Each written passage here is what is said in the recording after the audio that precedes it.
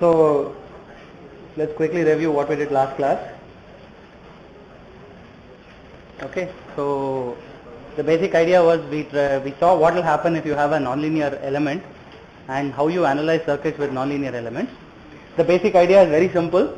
Okay, if you want to find out the what is called the operating point, you will have to solve the set of nonlinear equations describing the system. Okay, there is no way around this.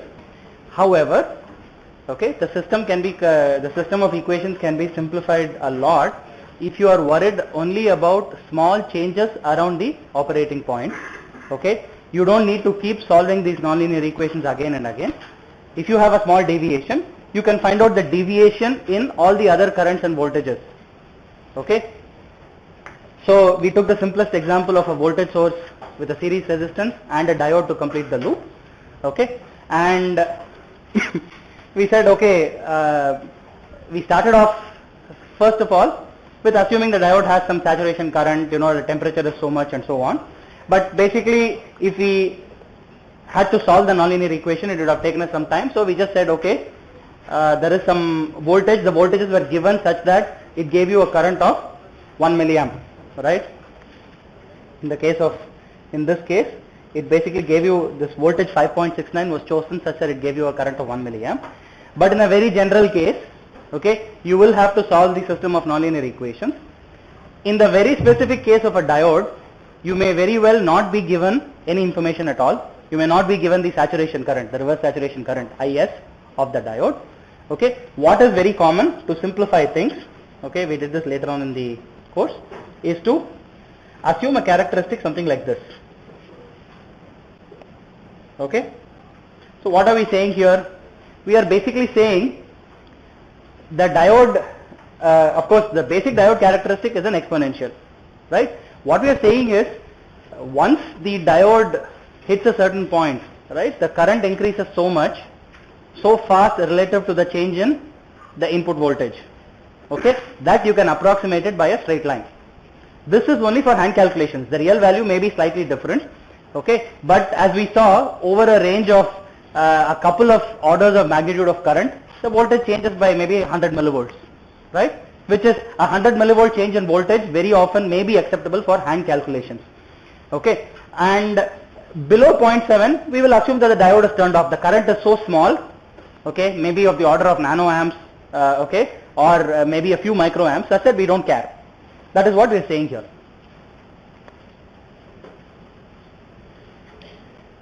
Now once you find out, approximate the diode characteristic like this, okay, you will know the currents across each diode, the voltage across each diode and so on, okay, and you can figure out what the resistance should be. Very specifically for the case of a diode, if you look at its incremental resistance or its dynamic resistance, it is simply related to the operating point current. Okay, this is often called the bias current, okay, of the diode. Okay, for a nonlinear element, the V0, I0 point is often called the operating point, also called the bias point.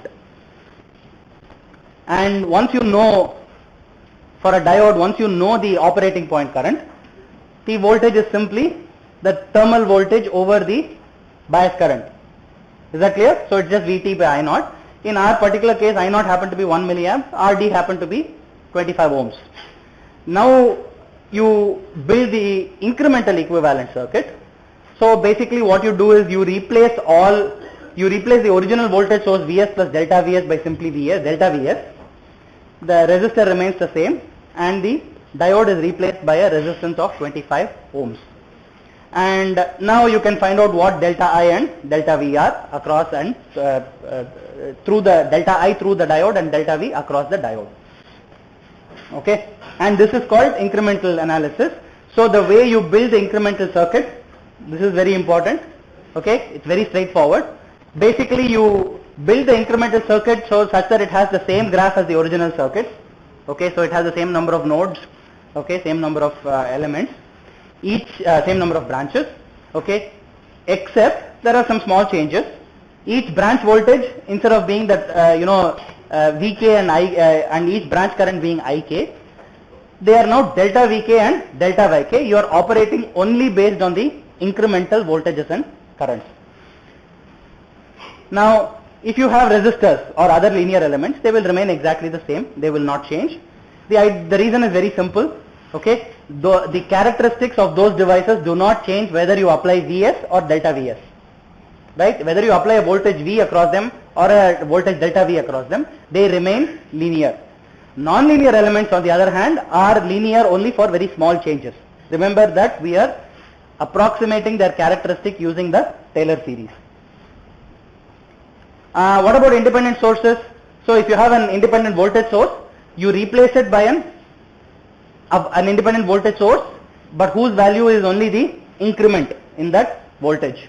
Okay, for example, in our case, we replace Vs plus delta Vs only by delta Vs. If you had a current source Is plus delta Is, you will replace it by delta Is. Okay. Non-linear elements are replaced by the resistance, whose value is 1 over F prime of V. Okay. Any questions? Yes. Okay. So if you have dependent sources, what will happen is they will be replaced by the same dependent sources. Okay. Whose dependence, let's say it's a voltage controlled voltage source of value K. Okay, then you will just, whatever incremental branch voltage appears at the input, okay, will get multiplied by K to give K times that thing at the other two nodes. They will also remain the same. Any questions? Any other questions?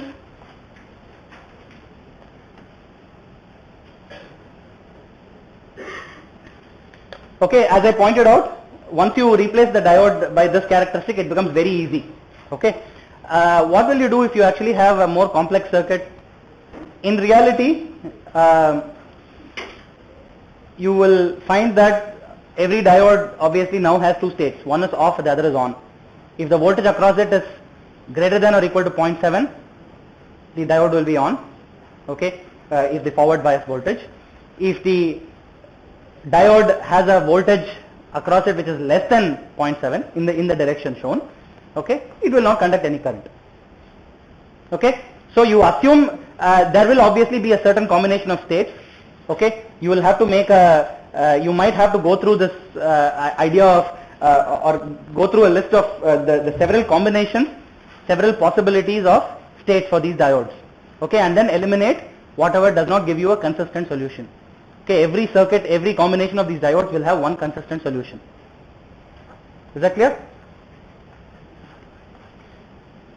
If you had two diodes, you would have four possible states, right? Okay, so that is for a two-terminal element, nonlinear element. What happens if you have a nonlinear two-port? You can also build the Taylor series equivalent for the nonlinear two-port. Okay, so let us say you had a nonlinear two-port with the two-port voltages and currents being V10, I10, V20 and I20. Okay, those are the two-port voltages and currents.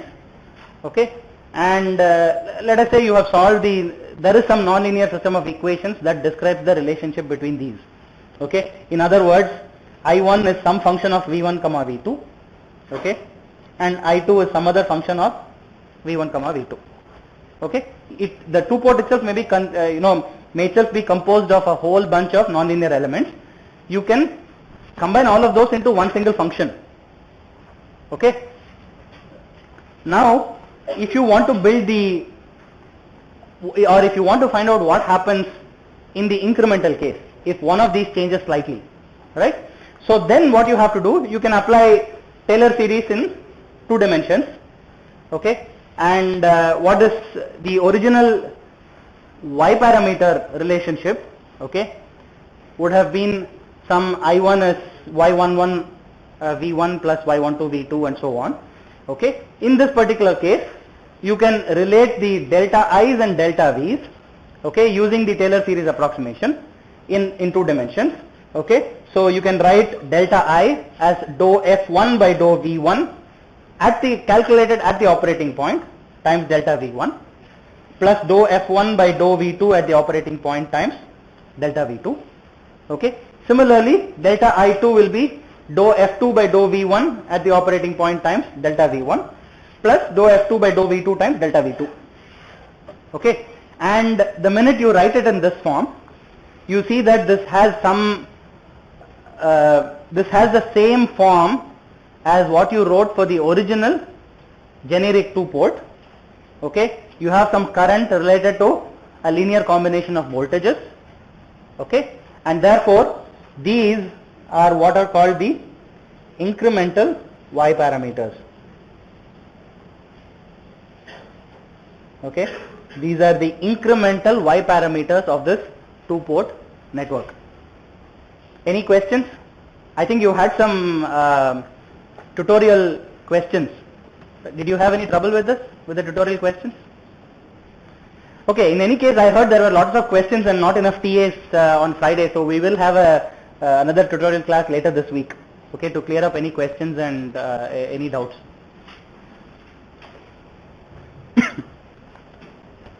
Okay, so and really you can decompose, you can write this down for any nonlinear 2-port, and what you'll find is this is the basis for a major portion of modern electronics.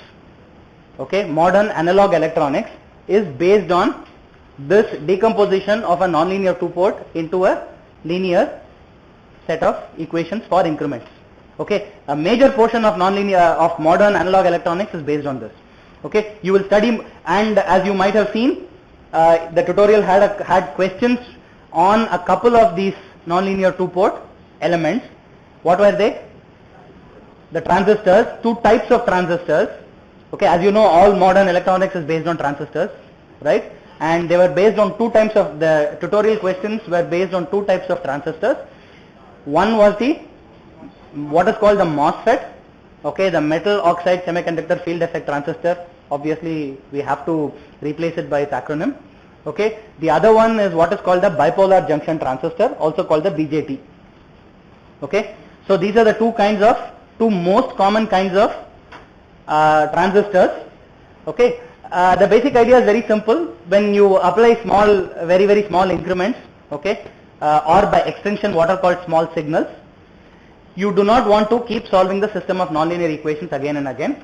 Linear equations are very easy to solve. Okay, using, we have done this before. You write down the matrices and invert it, you can solve the solutions. Okay, so that is why this is very useful. You will learn more about this in the analog electronics course. Okay, so we won't continue with that here. And these are the Y parameters. And needless to say, you can also deal with other kinds of parameters. Okay, you can write down for the same nonlinear 2-port. You can write down the other sets of parameters also. The only difference is, in certain cases, depending on what kind of nonlinear system it is, some may be more useful than others. As it so turns out, for the kinds of devices we use, MOSFETs and bipolar transistors, the Y parameters are extremely useful. Okay, that is why you are asked to do that in the tutorial. Any questions on nonlinear elements, nonlinear 2-ports? The basic procedure should be clear. Any questions? Okay.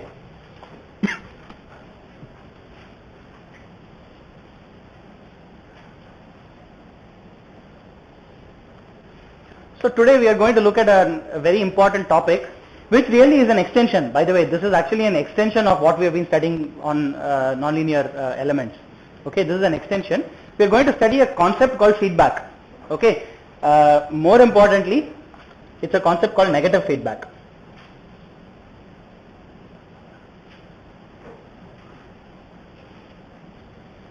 And really 90% of 99% of cases are using feedback, are using negative feedback. So very often when somebody says feedback, it is usually understood that it is negative feedback. Okay. Now, what do you understand? Has anybody heard this term negative feedback?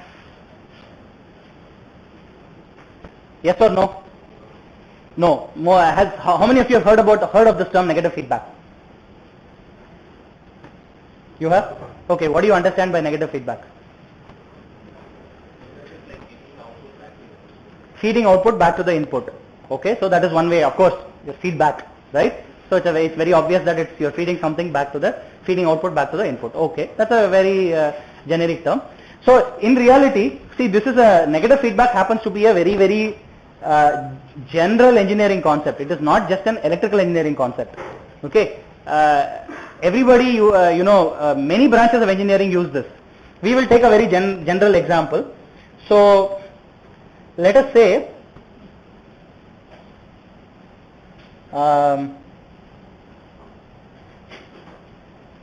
I have some input speed.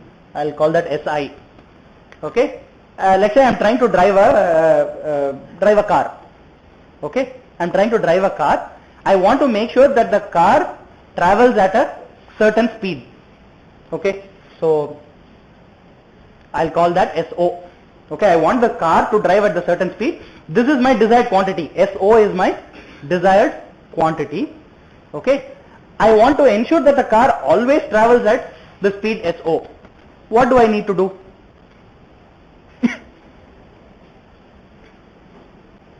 What would you do? You have a car, you are asked to drive it at a constant speed. What would you do? You increase the speed to S0. If it goes above, slow it down. Okay. If it goes below, speed it up. Right? It's very simple. So you start off from scratch when it's not moving at all. You press the accelerator, okay, till it reaches the speed S0. Okay, you want to make sure it doesn't go above S0, right? If you start off with a speed larger than S0, you will pull back on the gas and let it coast down to S0. If you are slightly below it, you will accelerate a little bit, right? So now that is very obvious because many of us are actually probably not. You people haven't driven cars, right? I hope, right, for the safety of others. But so a driver of a car, okay, would basically do this, but we are actually ignoring a whole bunch of things, right? Number one, how does he know what speed he is traveling at? Using the speedometer. So you first of all need a measurement of the output quantity, right? In this case it's speed. You first need a measurement of the output quantity. What else? Once you measure it, what else is inherently being done? So let us say output was 45 kilometers per hour. Let us say he wants to go at 50. Okay, let us say the actual output is at 45. What will he do? He looks at the speedometer. Okay, he sees it's 45. How does he know what to do? He knows what he's expecting. He knows what he is expecting, right? That is right. How does he know what to do? Exactly. So inherently, you are comparing the actual value of SO with the desired value of SO. I hope all of you see this, right? So what you are doing is,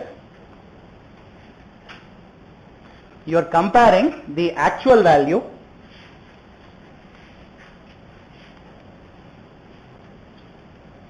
with the desired value.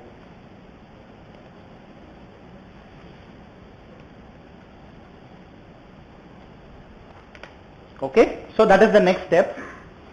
What else? What is the third step? There is one more really important step. What is that? Change your current value to... Exactly. Change the current value towards, drive the current value towards the desired value. If you are higher, you drive it lower. If you are lower, you drive it higher. So these three things are inherent portions of negative feedback. Drive actual value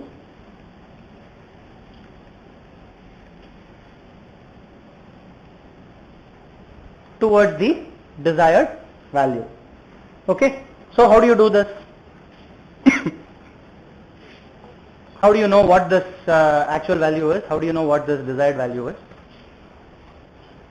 Desired value you know, actual value you get from the speedometer. How do you drive it towards the desired value? Accelerator, brake. Okay, that is the means of doing this. Okay, how do you know how fast you would accelerate? How do you know whether you will accelerate in a particular way, whether you would just have a constant acceleration, or will your acceleration change with time? Right? These are all things you will have to decide. right? These are all slightly more, I guess, involved things. So this will decide how you actually drive this. So I'll put this in some drive. Actually, it's what is called a controller. Okay. It is actually what is called a controller. You will learn more about this. Okay. Don't worry. Now, very specifically, in our case, we are going to use this. So we are going to use a simple form of this negative feedback to design an amplifier. Okay. So just keep this in mind. This is what we do in general for feedback. Okay. This is just very intuitive stuff. This is nothing. This is all stuff you already know about. Okay. This is just a very, very high level description of what you would do to achieve a final value. And in the case of speed, what you would do is you would measure this. Okay. So I'll make a copy and explain it separately.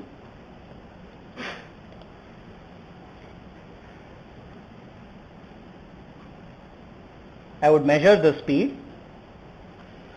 Okay. And I need to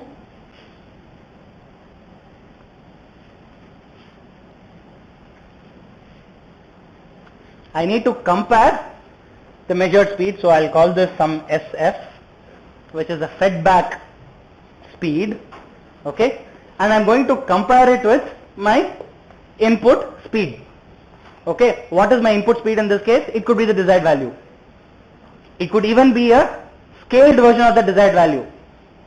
Okay. When I measure, I might get a scaled version of my output. Right. That can always be done. So what I might want to measure is 50 kilometers per hour. But remember, your speedometer is basically you are converting your physical RPM.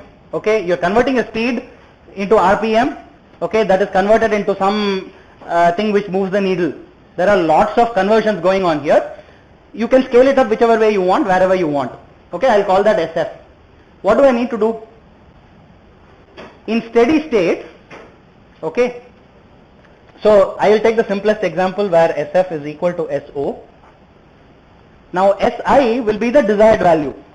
Okay, and in steady state, if everything is going well, if SO is at 50 kilometers per hour, what do you want to do? Leave it at that. You do not want to accelerate or decelerate. Correct? In other words, the input to this controller should be 0. Okay, you should not be doing anything if you are at 50 kilometers per hour. Correct? So I hope you are all able to see that what you actually want to do is, I'll call this a summer with a positive and negative sign. I hope all of you understand what this means.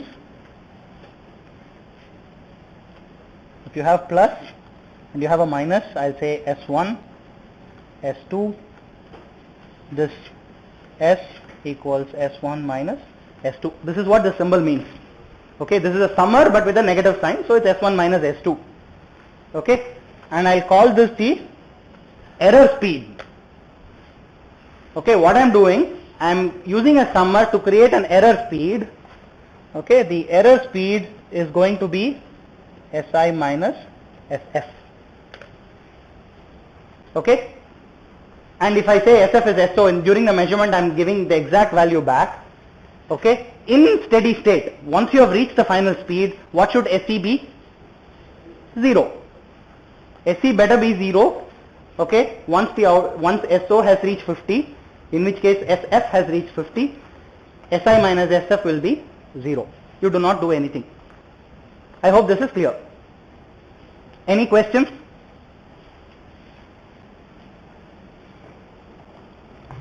Okay. Now, actually, by the way, let us look at one quick simple aspect of this. How do you know what this controller should be? Before we move on to the electrical version of this, how do we know what this controller should be?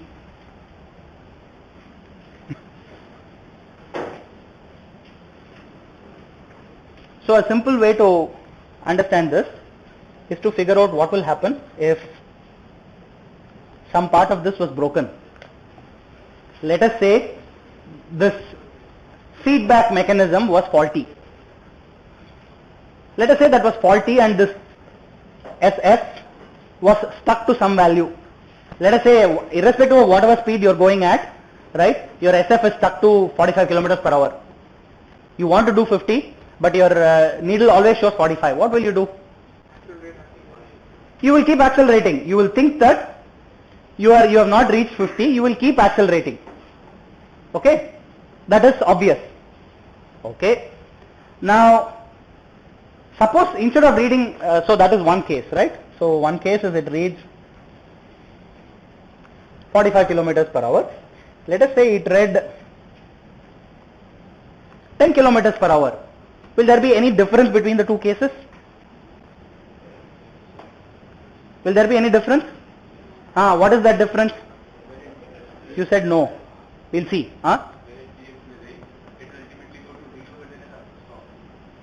No, that's not what I'm saying. The feedback loop is broken. SF, your measurement, your speedometer is showing 10 kilometers per hour. You want to reach 50. The driver wants to reach 50. What will he or she do? Accelerate. You will still accelerate. But is there any difference between these two cases? You will try to accelerate faster. You will pump the gas much harder if you are at 10 because you want to go to 50. You know you have a long way to go, right? Before you hit 50. If you are at 45, you will pump the pedal in a very light way so that you gently hit 50. The reason is very simple. If you accelerate very hard when you are at 45, there is a very good chance you could go above 50, right? So intuitively you know that you will do it very slowly. So let us plot the two cases.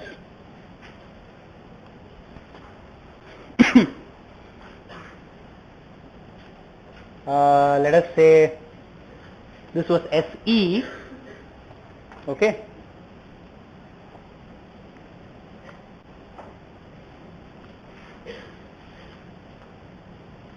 I have two cases. One of them the error speed is very small, the other is very high, okay. In the two cases,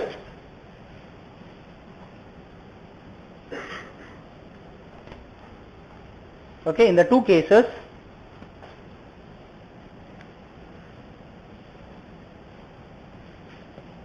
the speed as a function of time, how do you expect that to change?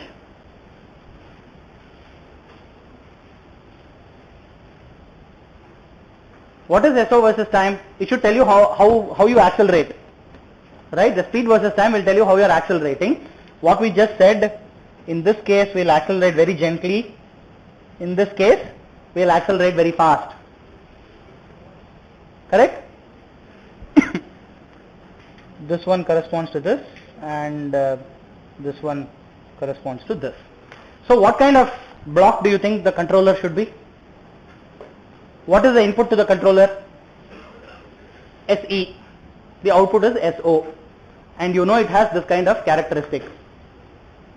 What kind of block gives you this characteristic? Linear. If you have a linear block, what kind of, first of all I have to ask you what you mean by linear. Just k times the input. If SO was k times SE, what kind of graph will you get? Yeah, you will just get a constant flat curve. That is not what you want.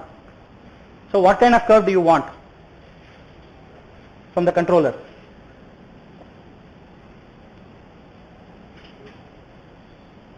So this is SE, this is SO. What kind of block do you want? You have a constant input that gives you a ramp at the output. What kind of function do you need? SE into T linear. So what kind of block is this?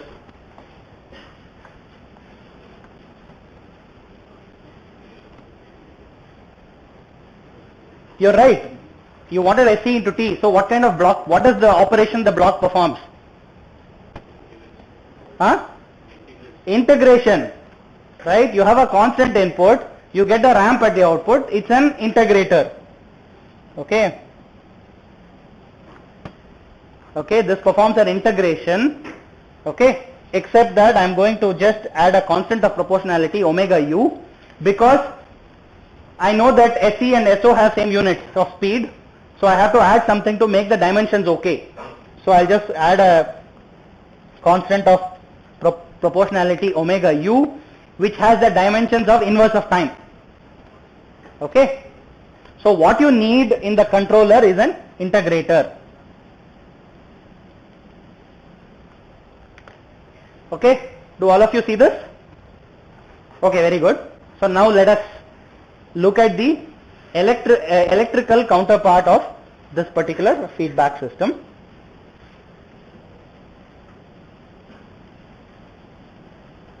So I hope all of you got the basic intuition behind this, why this controller needs to be an integrator. Okay, so now let us look at the electrical counterpart of this. I want to build an amplifier, okay, of gain exactly K. Let us say the gain should be K.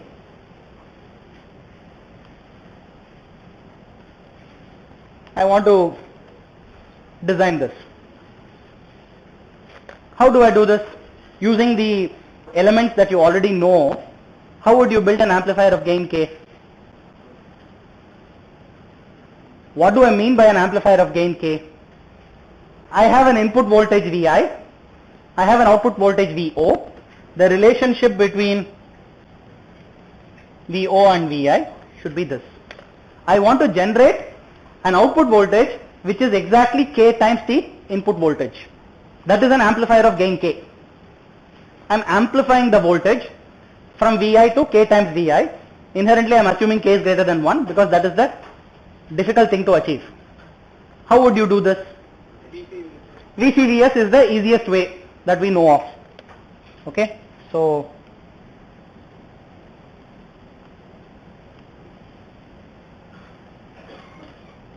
I take a VCVS of gain K, I get, okay, using a voltage controlled voltage source. Now, any other ways to do this?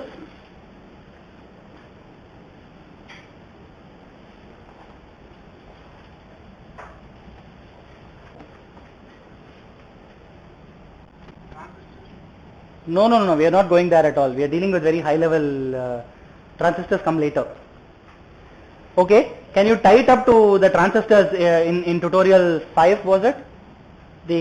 You solved the incremental Y parameters for a MOSFET and a bipolar transistor. Can you tie that up with this? What kind of control source did you get in the case of these transistors? Or you didn't look that far to see what kind of control source it was? What kind of Y parameters did you get? You had an example for the MOSFET, right? Where you are given specific values and you are asked to build the Y parameter matrix, right? What did these values look like? Y11, Y12, Y21, Y22. What did they look like? 0, 0. 0, 0. Some value, and then what was Y22? The square of. Yeah, so you would have got something, the Y parameter matrix would have looked something like this.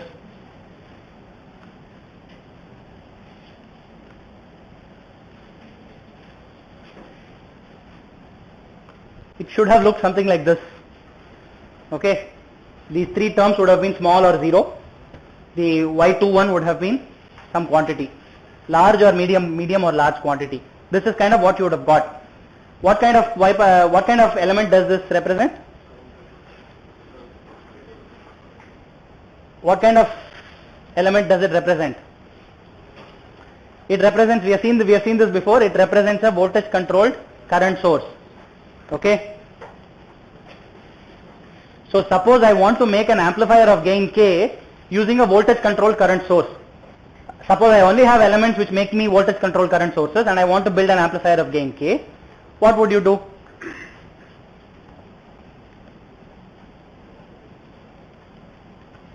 So I input voltage, okay. I can get Gm times Vi is the current. How do I generate a voltage? Add a resistance, some load resistance RL, and the condition is that Gm times RL is K. Okay, and you'll see that lot of amplifiers using transistors are built this way. Okay, now the real problem is that if you decide to build it using transistors,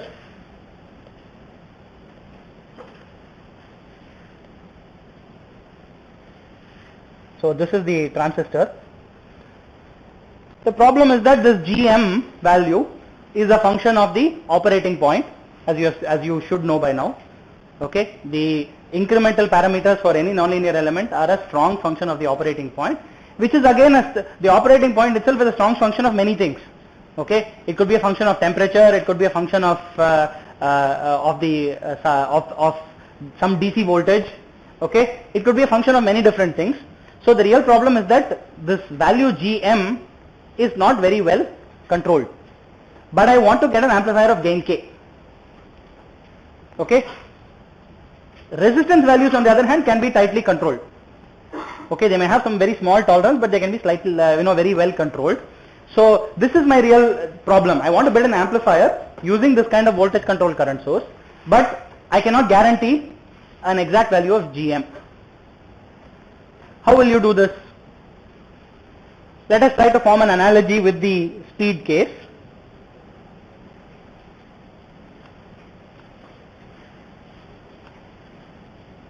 I have VO, okay. I have VI, I have VI. What do I need to do?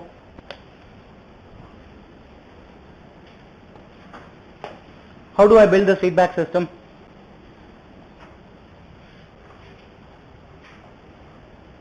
What did we do in the case of speed?